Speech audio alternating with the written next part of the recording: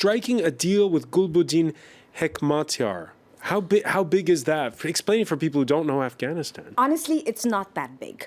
Gulbuddin is right now one of many warlords. He's not that significant. You know, the fact that the Taliban are making an assault on his birth city is actually a show of what kind of strength he has. The Taliban, you know, these peace talks, the negotiations have been continuing, but nobody from the main Taliban or the Quetta Shura, as we call them, has ever sat at the table. You know, from the point of view of the message this gives Afghans are incredibly forgiving. You know, after 40 years of former commanders turned politicians, they can be very forgiving. But Hekmatyar has a particularly bloody record. His human rights record is gruesome even by Afghan standards. And it's not even granting the security that anybody's hoping for by talking and making deals with this guy. All right, let me ask you, Musharraf Zaidi, because what do you do with someone like Gulbuddin Hekmatyar? Do you sign a deal or not? Well, I think that unlike the other guests on the show, I continue to have a great degree of admiration for what President Ashraf Ghani has tried to do in partnership with Chief Executive Abdullah.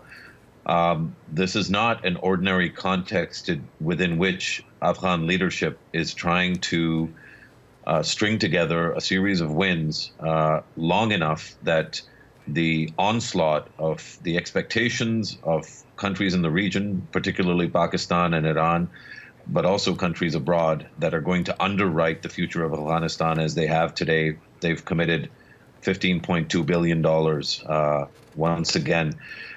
These expectations are a huge burden, and part of the trick of governing Afghanistan successfully is going to be bringing people into the tent. The previous speaker mentioned, you know, the brutal or bloody history that Hekmatyar has. Without question, a warlord in a war context will have a bloody history. Rashid Dostum, who is a major partner in the current government, probably has the bloodiest history of all the sort of warlords. There are warlords that, you know, the West has after the fall of Kabul.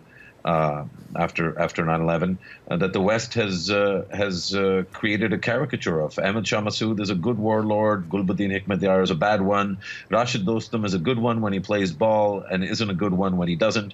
Hamid Karzai is a great Afghan leader unless he starts criticizing, you know, Peter Galbraith. You know, I think the way in which we speak about Afghanistan has been one of the problems, and notwithstanding the complexities of the region, and I suspect we will get down to that, which is why you would have somebody on from Pakistan.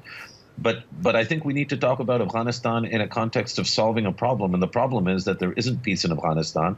And so as many as humanly possible folks that will come into the tent and agree to stop killing people and instead sit down around a table and start governing the country, the more we do that, the better it is. And so I think it's a positive thing that Hekmatyar is in the tent, and we have to watch carefully and try to support the unity government in helping it get other folks, including the members of the Quetta Shura, into the tent.